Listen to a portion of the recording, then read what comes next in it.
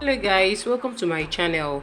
I want to show you how you can generate images using Canva, AI images. Now just go to your Canva and this is what the home page of Canva looks like.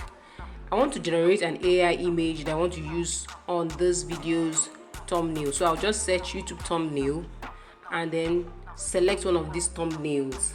You must not do it this way. You can just go to this plus and create a new design all by yourself. Now to replace this image here, I'll just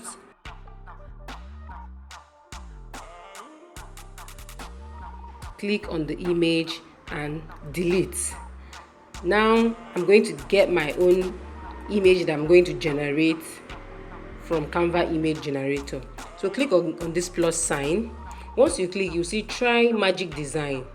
But in case you don't see that, just go to elements here, then you will see generate your own image.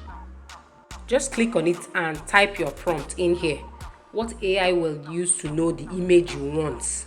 So once you do that, type and click on create your image and Canva will automatically create an image for you.